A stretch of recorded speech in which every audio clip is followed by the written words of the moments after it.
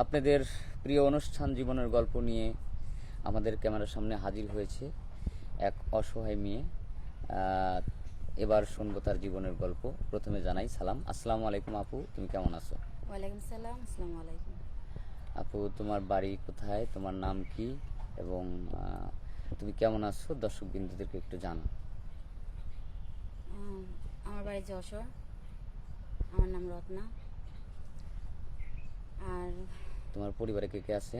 আমার পরিবারে আছে আমার মা, আমার ছোট ভাই। বাবা নেই? না। তোমার বয়স কত? আমার বয়স 24।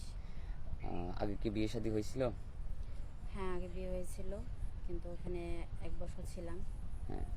তো হাজবেন্ড নেশা করতো, মেয়েদের প্রতি তার একটা আসক্ত ছিল, এর জন্য তাকে ছেড়ে দিচ্ছি। তুমি ছেড়ে দিয়েছো? হ্যাঁ। তাহলে একটু জোরে বলো, তুমি ছেড়ে দিয়েছো? হ্যাঁ, আমি ছেড়ে দিচ্ছি। ও আচ্ছা, মানে স্বামীর সাথে আসলে তোমার ওইরকম ভাবে মানে সংসার করা মানে তোমার কাছে মানে অন্যরকম একটা বিষয় মনে হয়েছিল যে নেশা করে।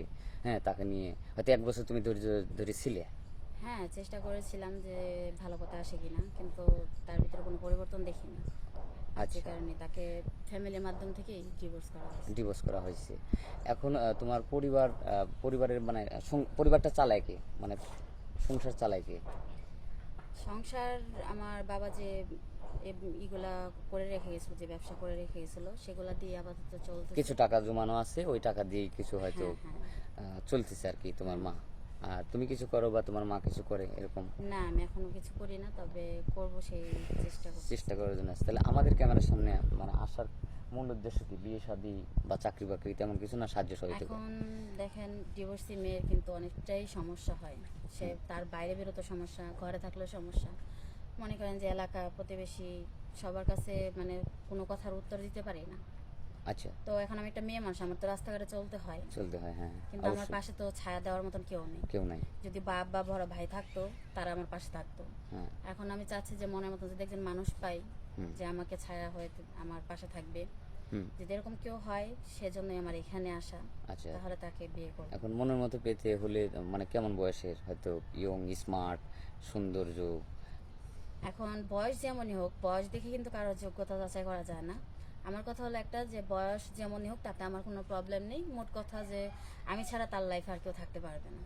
মানে বুঝতে পারছি, তুমি ছাড়া ওর লাইফে কেউ থাকতে পারে যাতে তোমাকে কেয়ার করে, ভালোবাসে, ঠিক হ্যাঁ, আছে, তুমি তোমার ছোটোখাটো আশা স্বপ্ন সব কিছু হ্যাঁ। পূরণ করার আমার চেষ্টা করে। আমার তার বাড়ি ঘর, টাকা পয়সা এসবের প্রতি কোনো লোভ লোভ লালসা লালসা নাই, নেই। শুধু স্বামীর ভালোবাসা। সে আমাকে সম্মান করবে। আচ্ছা। একজন স্ত্রী হিসেবে যে যোগ্য সম্মানটা দেওয়া দরকার সে দিবা, আমি তার জন্য সবকিছু করার চেষ্টা করবো। থ্যাংক ইউ, খুব ভালো কথা, খুব ভালো লাগলো। এখন তুমি কেমন ফ্যামিলি চাচ্ছ, যৌথ ফ্যামিলি না সিঙ্গেল ফ্যামিলি, যে শুধু স্বামী নিয়ে সিঙ্গেল চোখে ফ্যামিলি রাখতে থেকে যাচ্ছ? কিন্তু যৌথ ফ্যামিলি অনেক ভালো, কারণ সেখানে ঝগড়া ঝামেলা, তার মধ্যে খুনসুটি সবকিছু কিন্তু থাকবে। কিন্তু একা একাকিত্ব জীবনটা কিন্তু বড়ই কষ্টের। বড়ই কষ্টে যে স্বামী স্বামী থাকবে, তার বাবা মা থাকবে না, তার বাবা মাকে আমার নিজের বাবা মাকে মতো দেখবো, হ্যাঁ, একটা অবশ্যই। মানে সুন্দর একটা পরিবেশ, সুন্দর একটা জীবন তুমি চাচ্ছ আর কি। হ্যাঁ। তো ঠিক আছে, সমস্যা নাই। এখন হচ্ছে তোমার ভিডিওটা পাবলিক করা হচ্ছে, দেশ বিদেশে আমাদের অনেক দর্শকবিন্দু আছে যেটা আমাদের এই চ্যানেলটাকে অনেকেই দেখে। তো তোমার ভিডিও পাবলিক করার পর তোমাকে চাবে, তখন তোমাকে কিভাবে পাবে? তোমার কোনো পার্সোনাল ফোন আছে? এখন দেখেন, আমার তো কোনো পার্সোনাল ফোন নেই। কারণ যদি আমার ফোন আমি, হ্যাঁ, আগে চালাইতাম, যদি বলে যে না এখনকার যুগে কেউ মেয়ে ফোন না চালায় নাকি, হ্যাঁ আমি চালাইছি। কিন্তু যেদিন থেকে আমার হাজব্যান্ডের সাথে আমার অশান্তি হয়েছে, তো আমি চাইছি যে আমি আর কোনো ফোন ইউজ করব না। যদি কেউ আমাকে ভালোবাসে, কেউ যদি আমাকে বিয়ে করে, তারপর থেকে আমি ফোন ইউজ করব। আচ্ছা, ফোন ফোন ইউজ করবে, মনে কর ভালোবাসলো, তাহলে তুমি ফোন ইউজ করতে পারবে, তো একটা ফোন কেন সেরকম একটা মানুষ?